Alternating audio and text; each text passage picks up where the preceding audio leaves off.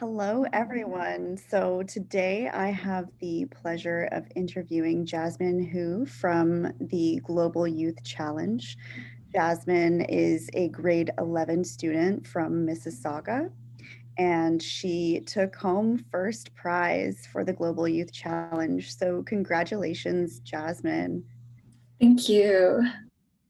So I'm so grateful that you took the time out to chat with me today. Can you tell us a little bit about yourself, what high school you go to, and perhaps what your favorite subjects are and what you like to do outside of school? Yeah.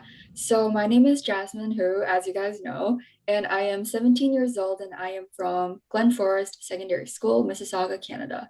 And outside of school, what I really like to do is to volunteer because I think that it makes me very happy to help other people and seeing how other people are benefiting from my help because I am grateful that I live in Canada, having all these resources and opportunities that I can use to really benefit myself and others through volunteering. So yeah, that's what I like to do. That's amazing. So, what are some of the organizations that you volunteered with? So I am currently with EFA, which is a foundation that helps to educate students in the rural parts of China. And I am actually a teacher. I am an English teacher that teaches them. I teach a grade 4 class. And right now we have a lot of volunteers in this foundation, and it is totally nonprofit. So yeah. Wow, so impressive and so amazing that you're doing this at such a young age. I used to volunteer teach ESL as well in Hamilton, and it's such a rewarding experience. So it's nice that Mhm. you can give back to others and you're also gaining that experience as well. So a big part of the global leadership program is teaching young people like yourself how to step into these roles. So I'm so happy to see that you're already doing that. So during your speech, you mentioned that. So, for anyone who hasn't seen the video, I definitely encourage you to visit the website and check out Jasmine's speech and her gorgeous art piece. It was called Hot Pot Utopia. So, you mentioned when you were discussing your art piece that collaborative art was new to you. So, Mhm. what type of artwork did you typically make before you created Hot Pot Utopia? Yeah, I was always a more technical person in terms of making art because since a very young age, my mom has already like sent me to art classes and maybe take tutoring classes for art. So, what I am more good at is probably the technical aspects of art.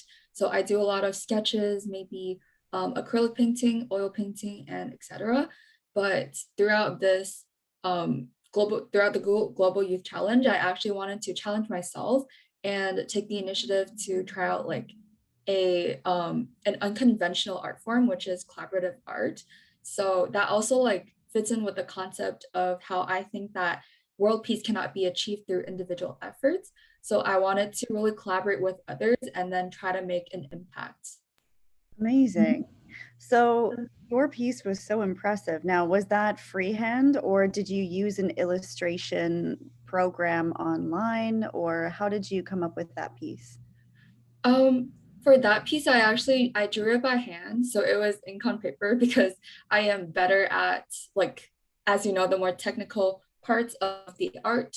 So I did it on ink on paper. And then for my other friends, I think some of them used digital art because they are more used to that art form.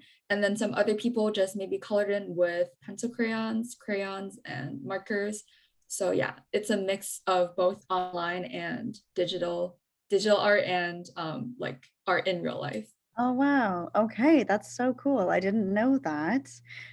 So did you just ask your friends to collaborate with you, or how did you come up with a group of people that collaborated with you? Yeah, so I think that well, I have a lot of friends that I know that are also very passionate about like making changes in the world and helping others. So I did reach out to them and then talked a little bit about what I was doing for this project or this challenge.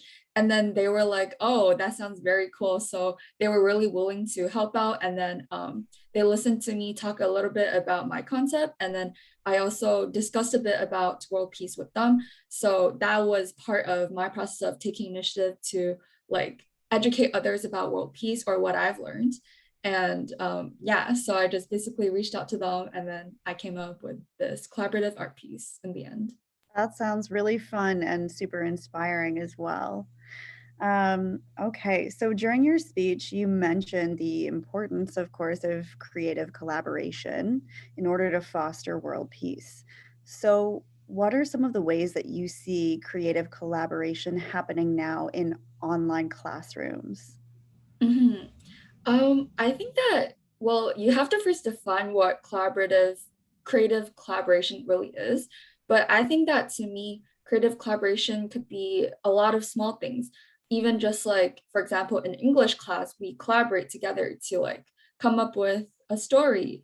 Or in art class, we just talk about or give suggestions to other people regarding like what they can improve on and things like that. So a lot of small things could also be considered like collaborative creation and things like that. So I think that in our current online classroom, we do have a lot of maybe group projects that really involves these processes.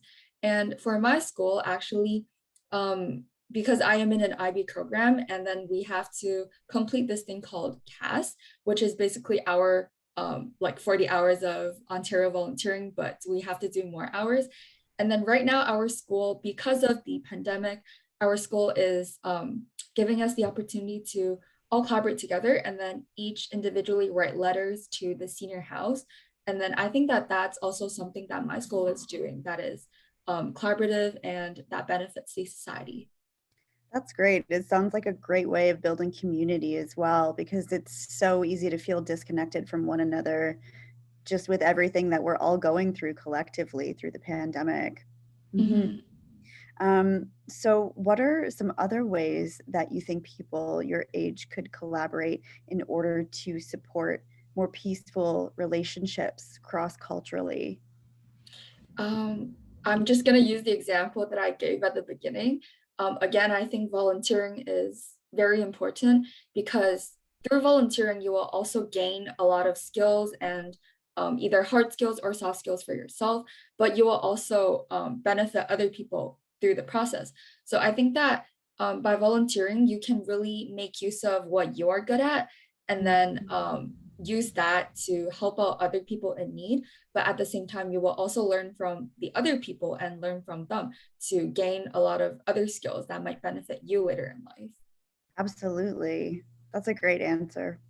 Um, so, with that being said, you seem like a very interesting person and very passionate and inspired, and I love that. What I really want to know is what are your future plans? Do you have an idea of where you want to go to university and what you want to pursue? That's actually something that's still in progress. So, well, the University of Waterloo and U of T are definitely my top choices. But in terms of programs, I am not exactly sure what I want to do yet.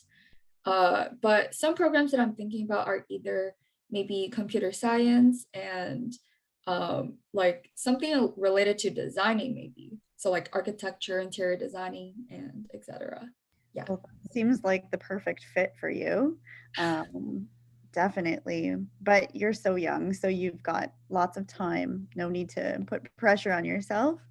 So, yeah, and Waterloo is a great school as well as U of T. So, I'm sure you'll be successful in whatever you decide. Thank you. Mhm. Okay, so I have a couple questions for you. So, obviously, school has changed a lot since last March, and it's wild to think that we have now been going through this for 1 year, almost exactly to the day. Mhm. So what challenges have you come up against in an online classroom setting, and how have you learned to overcome them and adapt? Mm. Well, for me, I think that the hardest thing for going to online school is really to keep your time management and stick to the due dates because, like, before we would have to force ourselves to get up in the morning and actually go to school. And then when you're in like a classroom setting, it is easier to focus because there are less distractions.